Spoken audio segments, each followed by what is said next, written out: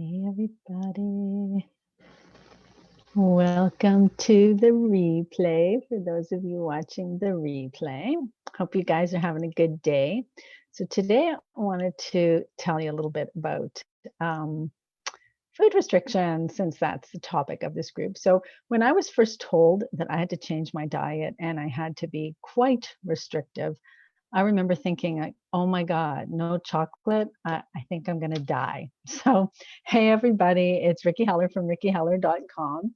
And I help women on restricted diets learn to love their food again so that they can lose their symptoms, get their lives back, and go on to really live fulfilling lives. So, today I wanted to talk to you about this whole notion of how our minds sort of play tricks on us when it comes to our food. And I want to just propose that we think about it in a slightly different way because I think perspective is everything, right? So, as I said, when I first was on a restricted diet, I mean, I just had this feeling of like, oh my gosh, how am I going to live without chocolate? And over the years, as I've lived on a restricted diet, I've come to realize that particularly here in North America, or I'm even going to say in the Western world, we tend to live to eat more than we eat to live, right? So we've all heard that. But why is that so? Why do we place such importance on the specific foods that we eat, right? Because food literally is just an essential that your body needs in order to keep going. You have to have certain nutrients, you have to have water, whatever.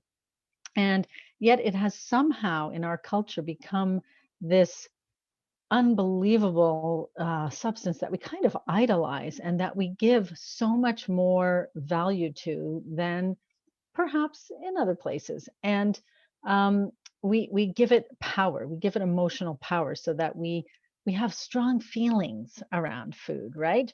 So I was thinking about this and I was thinking about, what are some of the other things that are in our lives that are sort of essentials? Like if you think about taking a shower or brushing your teeth or washing your hair, it doesn't have that same emotional power, right? Like whether I get to use the soap I want or not is not such a big deal versus whether I get to eat the specific food I want or not.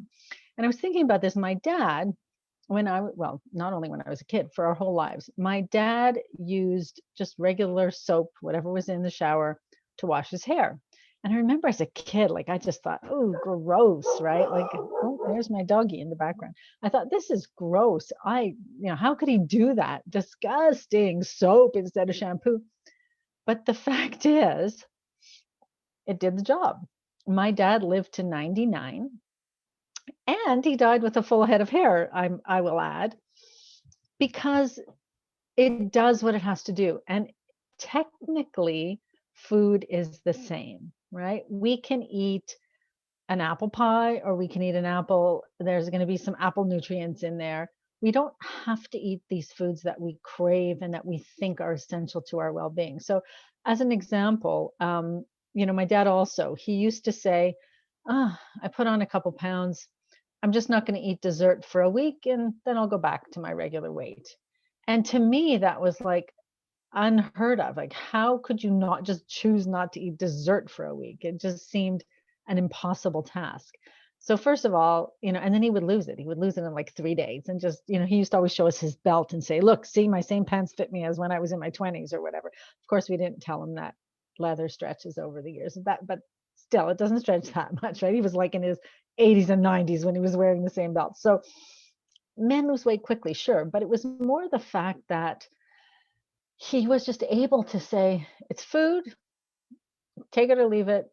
He could have been offered the most delicious, decadent dessert during those few days where he decided he wasn't going to have dessert.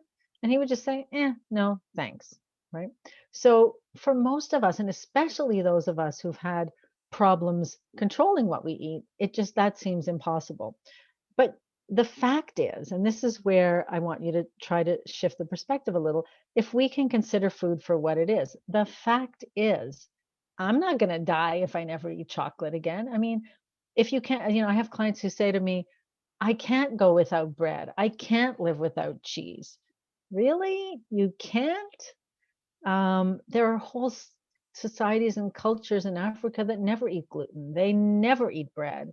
They live. There are people who lose their legs in an accident. There are people who lose their spouse after 50 years of marriage. They live, and you can't live without bread in your life. So when we think of it in those terms, it sounds silly, right? But yet we have these really, really powerful, powerful feelings around it. And so I think that's what we really need to recognize, that all of this sense of I can't do without it is coming from up here. Of course, you can do without it.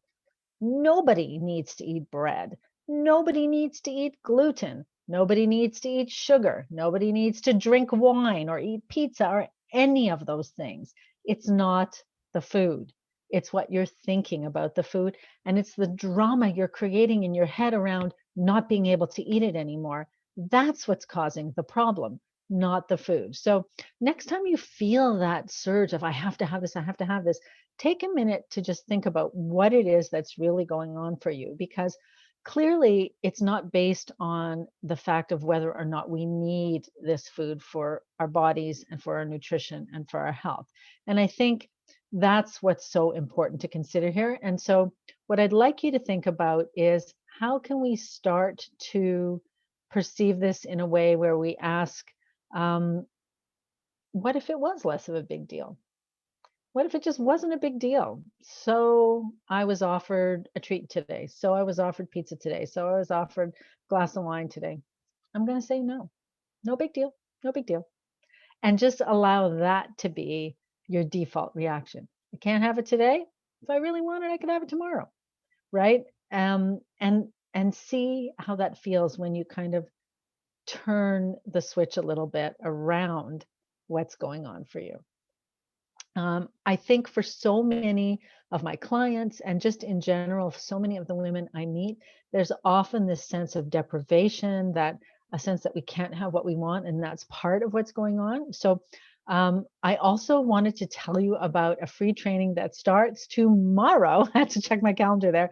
My friend and colleague Patty Lennon, who is a master of, I don't want to use the word manifestation because I know she's not thrilled with that word, but I'm going to say just manifesting abundance in your life and welcoming things that are positive in your life. She has helped so many people, myself included, to go down that new path and see things in a different way, where we are actually much more open to getting what we want and what we truly deserve and what we are worthy of in our lives, even if we don't see it at the time. So she's going to be doing a 3-part training that starts tomorrow, and you can sign up for free at rickiheller.com/Patty training. I can put a link in the comments as well.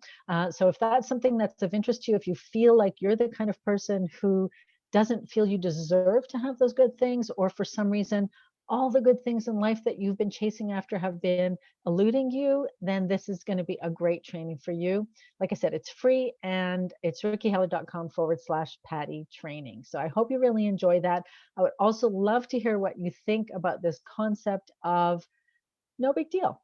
It's no big deal if I don't eat the food today, even if I never eat the food again. There's so many other things in life that are truly essential.